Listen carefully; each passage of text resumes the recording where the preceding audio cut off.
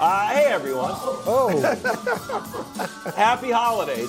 If you're not quite done with your Christmas or holiday shopping, why don't you take a look at bringing the Bud List home?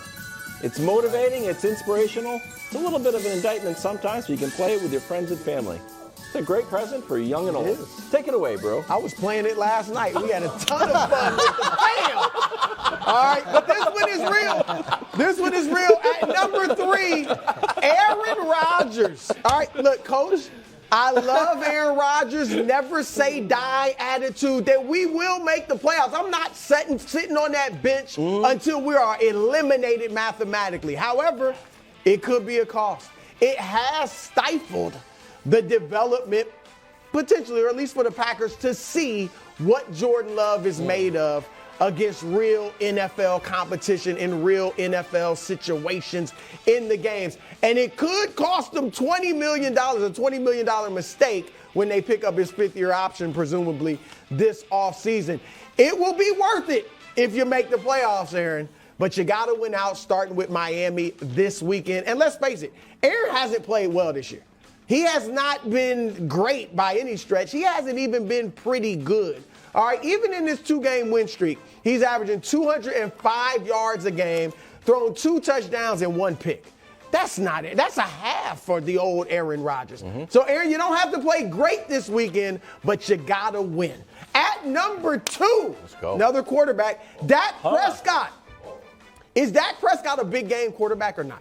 Is Dak Prescott capable of leading the Cowboys to a Super Bowl championship, if not this year, then in the future? We don't know. He struggled against really good teams, all right? And if you can't beat Gardner Minshew, how in the world are you going to beat the Eagles when they have Jalen Hurts?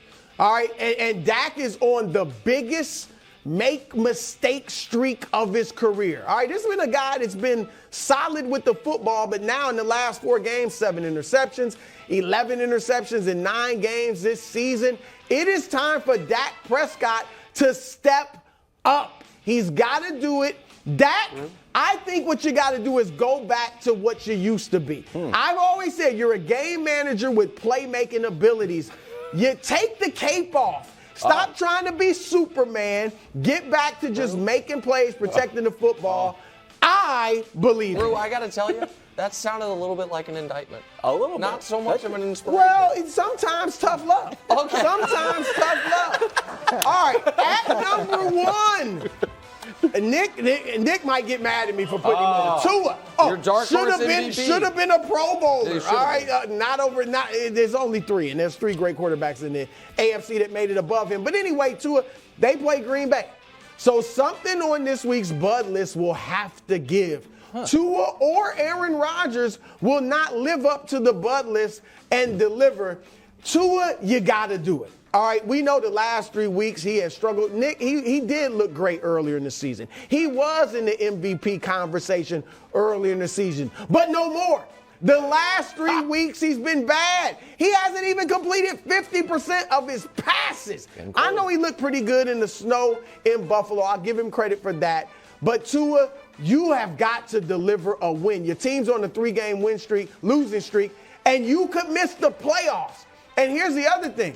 This season, we all know, was about, let's see what Tua's made of. Let's see if he is our quarterback of the future. It was a referendum on Tua. We got him maybe the best receiving tandem in the league. We improved the offensive line. We got a hot new offensive head coach who believes in him. We want to see him deliver. If they miss the playoffs, with all of that they've done for Tua, the Miami Dolphins might, Coach, be in the quarterback hunt this offseason. So, Tua, I think you can do it. I believe in you. Go ahead and get it done, my man. That's the Bud List. That is a very good list, but I think you're talking about 2 guys that are made men. You got another guy who's got a really good body of work this year. So I don't think he's in as much duress as who I'm going to talk about, and that's Zach Wilson, who's fighting really for his career at this point. And he's got a second chance, and he's lucky to get a second chance because of Mike White's injury. And he showed some signs of life last game. There were some positive things that he did, but he can't make the plays to lose the game. And I want to show you a play from the last game that if we see this again tonight, it's going to be a huge problem. So what's happened here is they're just going to run a flat post combination, but it's going to be based off a hard sell play action. All Detroit's doing is playing a cover 3 defense. They're anticipating the run. They've got a 3 deep safety, 3 deep corners. Really good job here. This is what I'm talking about with the hard sell play action. You give the defense what it wants. You're showing them the ball. We're going to hand the ball off, and now they're going to pull the backside guard. Everything is to set up the middle part of the field. The middle part of the field, they want to get these linebackers to pull up for the run. You can see they all came up anticipating run. Here's the void that's there. You can see Garrett Wilson is going to go right into that void. Zach Wilson is looking over to him. Everything is clean. Look at the amount of space that he has. Look at this window because the linebackers got sucked up so much. And you've got a 3 deep corner. You've got a cover 3 corner just sitting back there. And for some reason, instead of throwing into that space, he's going to lob the ball up to a corner that isn't going to bite on the post route. That's not what he does. And it's borderline like he's fair catching a punt on this interception. Now he runs it back. It ends up being 3 points. 3 points is the difference in the game. You cannot make mistakes like that, especially where he is right now, and expect the Jets not to move on from you. Nicely done, Coach. Back in the day when we had 5 people on the bud list before Wild said, Crew's getting too much shine. Cut it to 3. Zach would have been on there, so blame Wild. Does the game have 5? Yeah, the home game has 5? He did that to get back in my good graces. The game. That was really well done, Coach. And in fact, I was going to do that exact same tape breakdown. Yeah. Coach I'm sorry. So instead, I got to it adding Draymond Green to the bud list. Old Mr. Triple Single is living up to his name the way I live up to Mr. Consistency. Each and every night you can rely on. Exactly right. 14 triple singles for the alleged greatest defensive player in the history of the league, who right now is the anchor of, let me check, the 24th ranked defense in all of basketball. He's 32 years old, and reports are slightly perturbed he hasn't gotten a new contract. But right now, he's not showing that he's earning his $26 million this year, and he has a $28 million player option next year. On top of it all, Brew, he has abandoned his loyal listeners in the podcasting realm, as he has yet to post he's posted 1 episode post-punch, and it was an interview with De'Aaron Fox that ran 22 minutes and did not address the punch. So I'm not sure if Draymond's in contract negotiations for a new podcast deal or just simply has run out of media critiques to give. But I know this much. Right now, the Warriors last night looked like a G League team with a veteran that was playing with them for reasons who couldn't quite figure out. Coach was there. He made some witty observations about Draymond's lack of defensive intensity. We can discuss those more after the show. But I would, Brew, you have obviously a lot invested in the Warriors because you picked them to win the championship. And right now they are the, let me check, worst road team in the league and one of the worst defending champions ever and wouldn't even make the playoffs. So it's one thing to get a championship pick wrong, but it's another thing to get, have them miss the postseason entirely.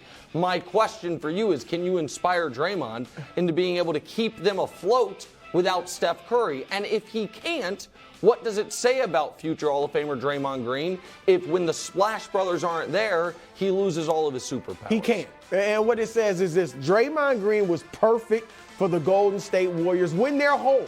He is a great fit. Had he been drafted elsewhere, played with a different team in a different system, he would not be a future Hall of Famer.